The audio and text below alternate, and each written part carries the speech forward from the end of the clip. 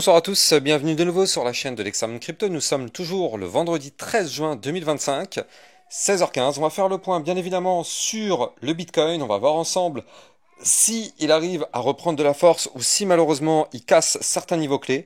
On va en profiter pour jeter un petit coup d'œil aussi du côté de la crypto XRP par la suite. Allez, on s'installe et on démarre ce flash spécial.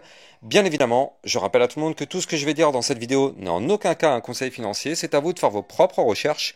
Et n'oubliez pas que le trading de crypto-monnaie comporte des risques de perte partielle ou majeure. On démarre sur notre Bitcoin qui malheureusement pour l'instant n'arrive toujours pas à reprendre de la force. Mais j'ai envie de dire, il a l'air de vouloir se stabiliser un petit peu. Donc c'est pas forcément une bonne nouvelle, mais c'est pas pour l'instant une mauvaise nouvelle. Souvenez-vous, ce matin dans ma vidéo, on avait vu qu'effectivement, on était venu faire un pullback parfait. Alors, bien évidemment, on sait, c'est pas le Bitcoin à proprement parler. On connaît effectivement ce qui s'est passé d'un point de vue macroéconomie. On a vu ce matin effectivement les attaques. Donc tout ça, forcément, ça a jeté un froid sur les marchés financiers. Et bien évidemment, quand les marchés financiers sont dans le rouge, eh bien sûr, les cryptos à risque le sont aussi, peut-être même encore plus. Donc là, en tout cas, suite à ce qui s'est passé, on a un Bitcoin qui a retracé et ce matin on avait vu qu'on était venu faire le pullback parfait parce que je vous avais expliqué qu'on avait cassé cette ligne de tendance baissière il y a quelques jours. Eh bien on est revenu retester cette ligne de tendance baissière. Et la bonne nouvelle, c'est que pour le moment, eh bien cette ligne qui bien évidemment est un support, eh bien pour l'instant elle a l'air de vouloir nous retenir. Et ça c'est plutôt une bonne nouvelle. On ne casse pas cette ligne et heureusement. Et même mieux que ça, on a l'air de vouloir tenter de récupérer le haut de range. Souvenez-vous, on a ici un niveau clé à 105 050 $ qui correspond à un haut de range qu'on avait réussi à breaker par le haut. Et bien là, vous le voyez, on essaye en tout cas de le récupérer ce haut de range. Alors, c'est clairement pas gagné. Il va falloir clôturer la journée au-dessus de ce niveau clé pour effectivement dire qu'on l'a protégé, mais pour l'instant, il est menacé ce haut de range. Et vous le savez, réintégration d'un range par le haut, c'est jamais forcément une très bonne nouvelle. Donc là, la clôture jour va être quand même assez décisive sur notre Bitcoin pour voir si oui ou non, eh bien, on arrive à protéger ce niveau clé. Là, on n'en est vraiment pas loin. On n'en est vraiment pas loin du tout, pardon. Il faut juste que le Bitcoin récupère un tout petit peu de force pour qu'on réussisse à protéger ce niveau clé. Donc affaire à surveiller. Affaire à surveiller, on va voir la clôture, mais ça reste quand même plutôt délicat comme situation. Bon, on a quand même eu déjà un retracement depuis 3-4 jours, mais regardez, on pourrait avoir ce qu'on appelle un chandelier ici en marteau. Je rappelle qu'un marteau, qu'est-ce que c'est? Bah déjà, si vous allez sur mon site internet lexamoncrypto.fr, vous tapez le mot-clé marteau dans la recherche, déjà vous tombez sur l'explication de la formation. C'est gratuit. Donc n'hésitez pas à aller jeter un coup d'œil. Et en tout cas, ce qu'on a l'air de former ici, eh bien, c'est qu'en fait, on a un retracement. Et quand en général, on a un retracement et que, en fin de retracement, on a une bougie avec ce type de configuration, comme vous pouvez le voir ici, on a une configuration avec un petit corps de bougie et une grande mèche par le bas. Eh bien, ça, en général, justement, c'est ce qu'on appelle un marteau. Et en général, alors encore une fois, à prendre avec des pincettes parce qu'on sait ce qui se passe du côté de la macroéconomie actuellement, mais en général, ce type de pattern a tendance à vouloir entraîner un mouvement haussier par la suite. Donc, pour l'instant, ce n'est pas validé, mais il va falloir surveiller ça de très très près. Alors, c'est pour ça que je vous dis, la clôture jour va être quand même très déterminante sur notre Bitcoin, en tout cas aujourd'hui. Et en tout cas, il va falloir absolument, comme je vous l'ai dit, protéger ce haut du range. Parfait. Maintenant, on le voit, on est repassé à l'intérieur du ruban de moyenne mobile. Donc ça aussi, c'est pareil, c'est pas forcément une très très bonne nouvelle, le fait d'être repassé à l'intérieur du ruban de moyenne mobile. Vous le savez, en général, malheureusement, c'est pour aller chercher le bas du ruban. Donc attention quand même à ce signal qui serait pas forcément très très très bon signe, mais en tout cas, pour l'instant, voilà, on reste quand même plutôt proche du haut du range. On est plutôt en sécurité, même si c'est très spartiate, hein, c'est très sommaire. Mais effectivement, en tout cas, pour l'instant, c'est pas non plus hyper violent. Je rappelle qu'on est quand même toujours aussi sous la menace d'un pattern ici en double top, qui, je le rappelle, est une figure chartiste de retournement baissier. Donc on verra bien si on valide ce type de pattern qui serait malheureusement pas du tout bon signe. Pour l'instant, c'est pas le cas, tant mieux, mais c'est pareil. Il va falloir vraiment être très prudent par rapport à ce type de scénario. Donc soyons extrêmement prudents.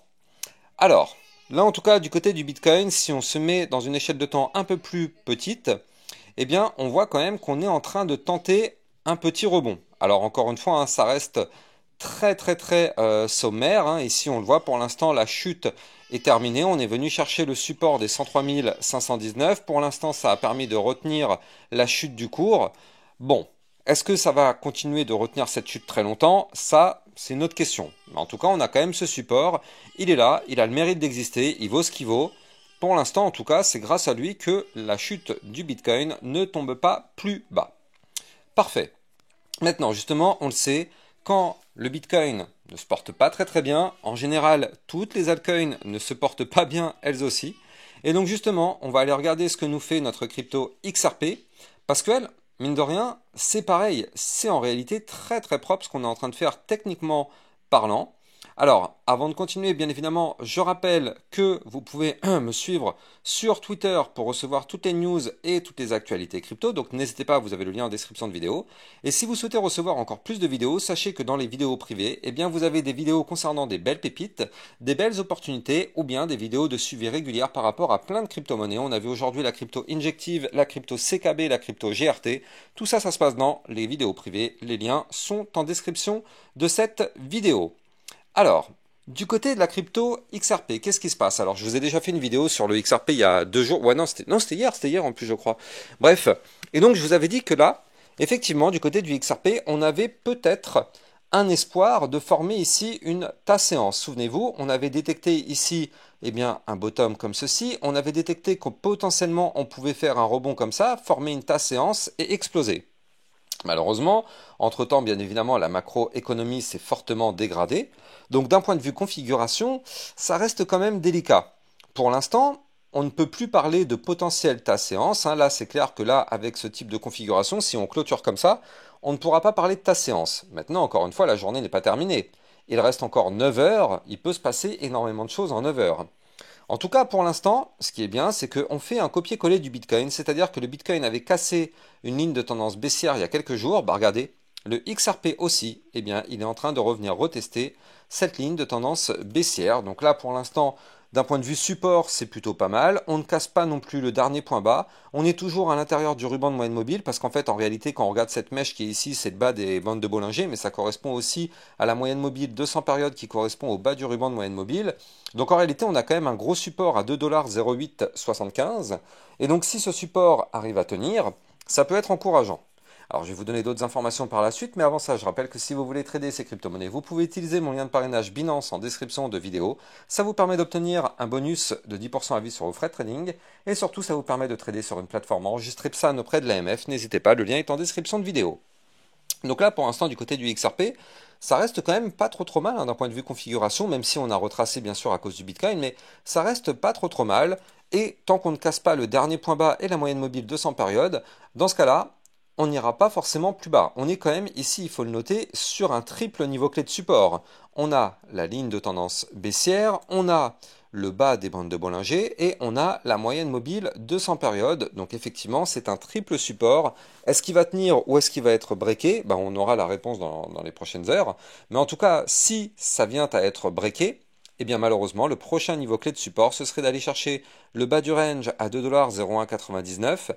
Et malheureusement, ce serait pas bon signe parce que ça voudrait dire qu'on fait un point bas plus bas que le précédent ici. Et donc ça voudrait dire qu'on continuerait malheureusement la tendance baissière alors que là, on a une tentative à l'heure qu'il est de cassure de cette tendance baissière. Vous le voyez, hein, on a cassé la ligne de tendance baissière.